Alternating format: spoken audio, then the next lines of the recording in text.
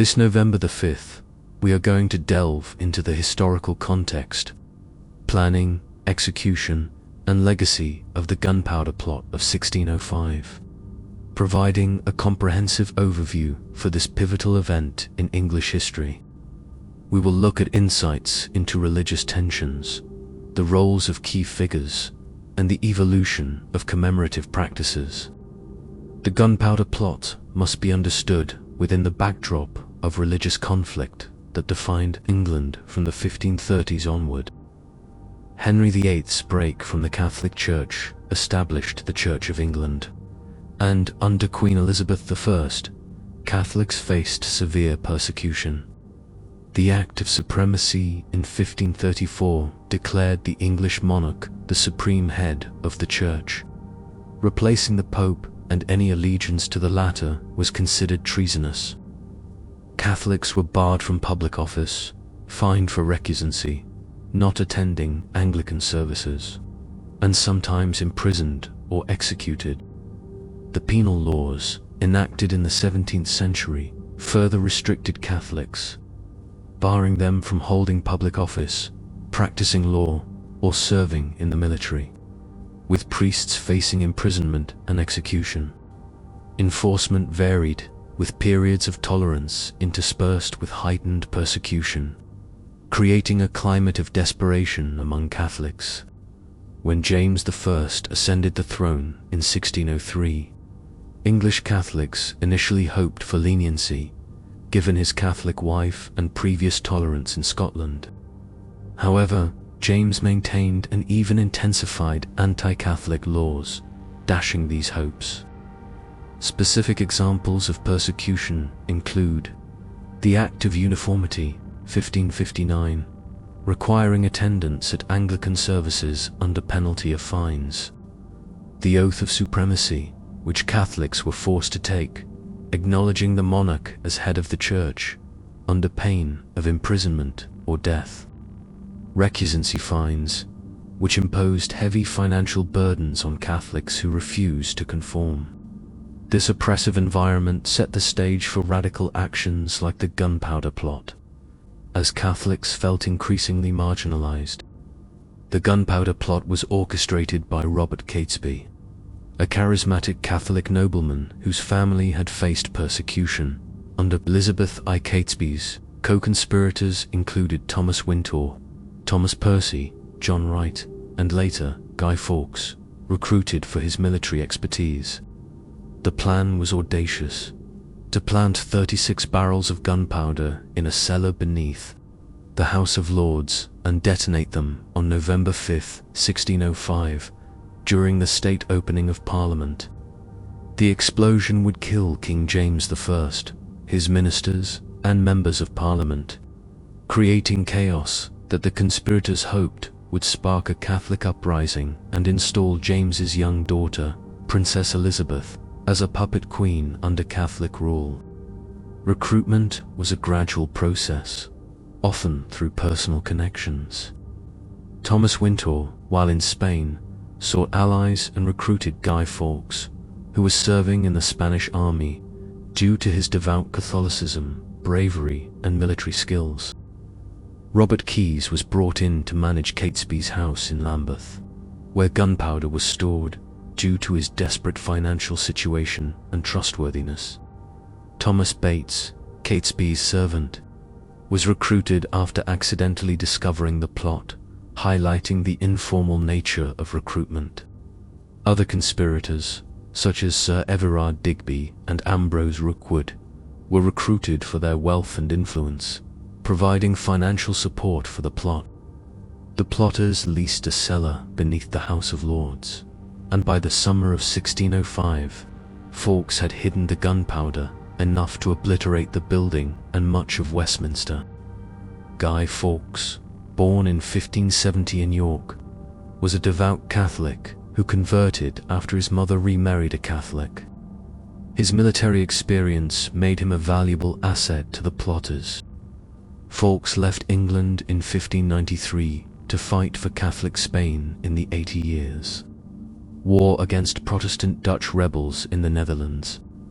There, he gained expertise in explosives and earned a reputation for courage and cool determination.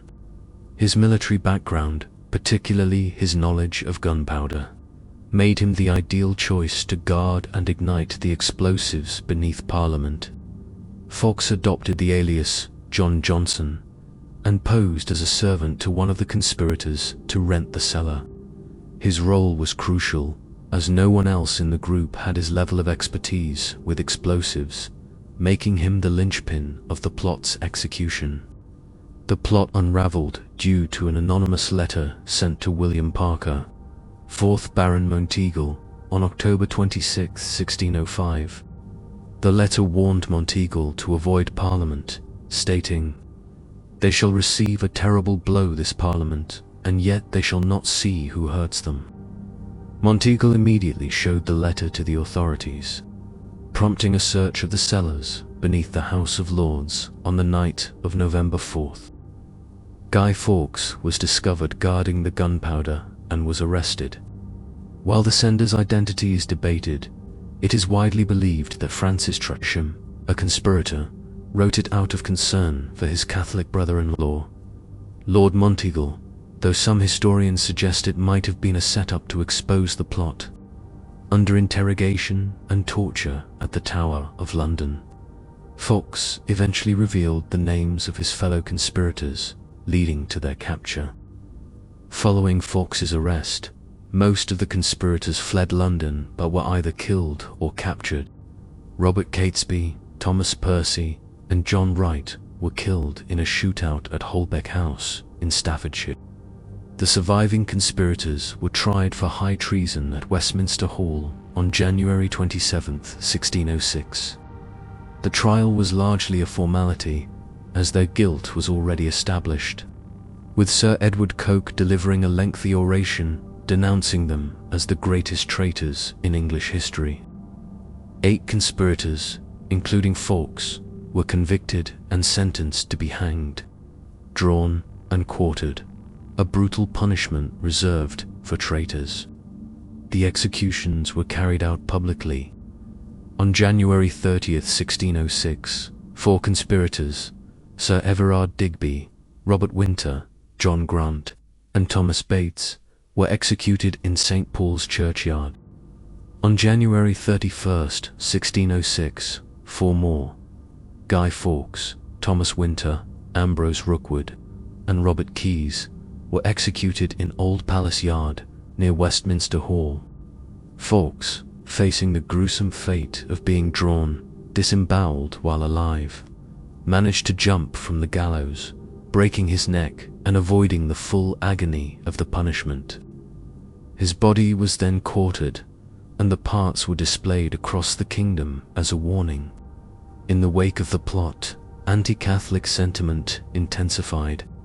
Parliament passed the observance of the 5th of November Act, mandating annual public thanksgiving for the King's survival, with bonfires lit to celebrate and effigies of Fawkes burned.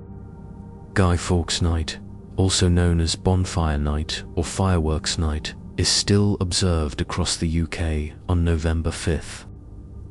Initially a Protestant commemoration of the King's survival, it has evolved into a more secular and family-friendly event.